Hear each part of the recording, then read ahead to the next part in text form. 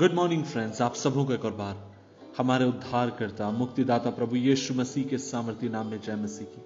आज के मनन का भाग हमने लिया है लूका अध्याय 18, उसकी एक आयत और लिखा है, फिर उसने इसके विषय में कि नित्य प्रार्थना करना और हियाव ना छोड़ना चाहिए, उनसे एक दृष्टांत का। अजीजों, परमेश्वर का वचन कहता है कि प्रभु यीशु मसीह आपको मुझे उत्साहित करते हैं। और वो किस बात के लिए आपको मुझे उत्साहित करते हैं? वो आपको मुझे उत्साहित करते हैं नित्य प्रार्थना के लिए। वो आपको मुझे उत्साहित करते हैं कि बिना हिम्मत छोड़े, बिना हियाव छोड़े लगातार परमेश्वर से आपको मुझे प्रार्थना करने की जरूरत है। आज बहुत सारे लोग हैं जो प्रार्थना में हार चुके हैं, जो प्रार्थना में हिम्मत छोड़ चुके हैं।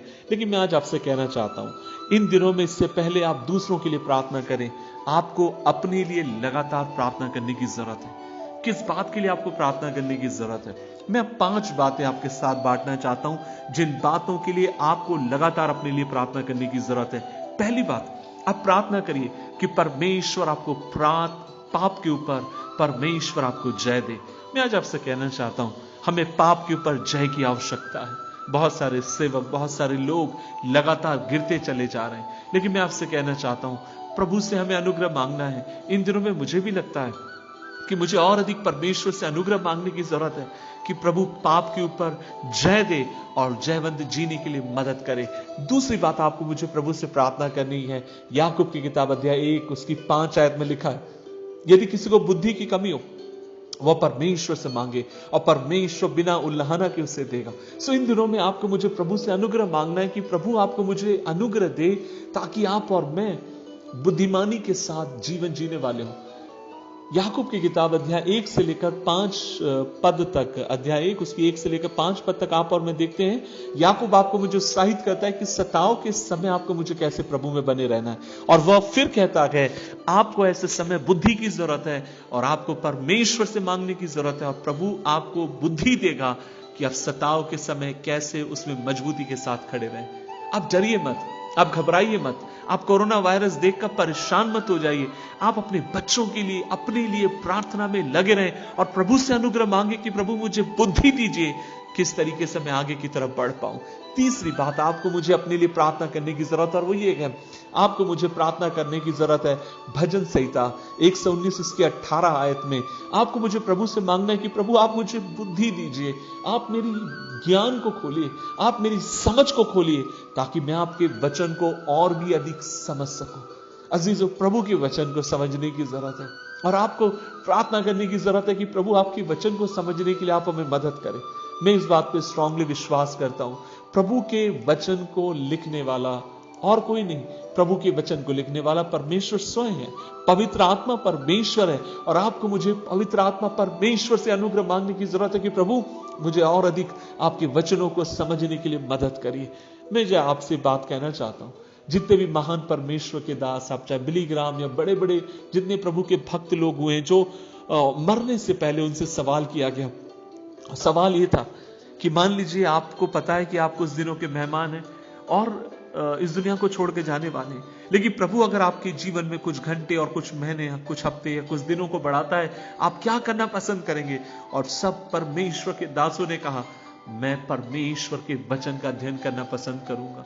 किसी ने बिली ग्राम से पूछा, यदि परमेश्वर आपको और अधिक जीवन देगा आप क्या करना पसंद करेंगे? और तब बिली ग्राम ने कहा, मैं प्रचार कम करूंगा लेकिन वचन का अध्ययन ज्यादा करूंगा।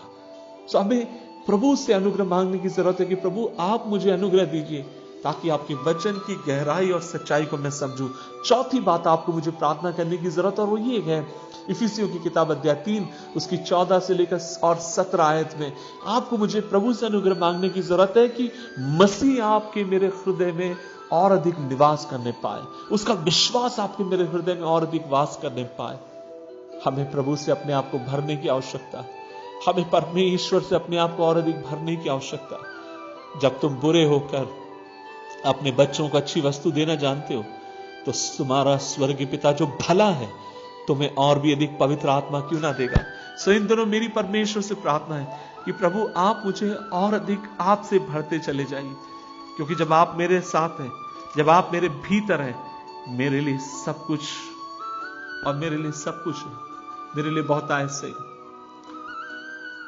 5वीं बात, आपको मुझे प्रभु से अनुग्रह मांगने की जरूरत है कि वो आपको मुझे और अधिक उसकी आत्मा से भरता चला जाए, उसकी पवित्र आत्मा से भरता चला जाए।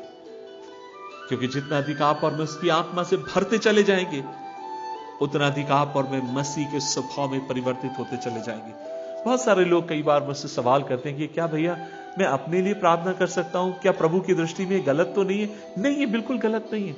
आप अपने लिए भी प्रार्थना करिए, क्योंकि इन दिनों में आप पहले अपने आप को मजबूत करिए, अपने लिए दुआ करिए, अपने परिवार के लिए प्रार्थना करिए, अपने लोगों के लिए प्रार्थना करिए, कलीसिया के लोगों के लिए, पासबानों के लिए, बाकी लोगों के लिए दुआएं करिए।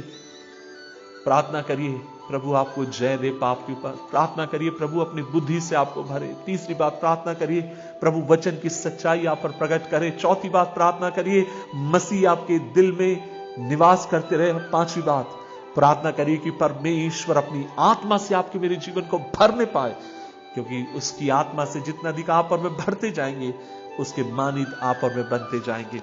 आइए मिलकर दुआ करें। प्रभु जी, तेरे पवित्र वचनों के लिए धन्यवाद, और हम मिलकर दुआ करते हैं। आप हमें अनुग्रह दीजिए खुदावन, हम और अधिक दुआ में, प्रार्थना में तेरे चेहरे को खोजें, और प्रार्थना के बाड़े में अपने आप को, अपने परिवार को हम सुरक्षित करने वाले हों। यीशु मसीह के नाम से मांगते हैं, आमीन आमीन। आज का दिन आपका जय का दिन है। प्रभु आपके संग है, परमेश्वर आपके साथ है। भय मत खाइए, प्रभु में बढ़ते जाइए, प्रार्थना आराधना में लगे रहिए। जय मसीह की।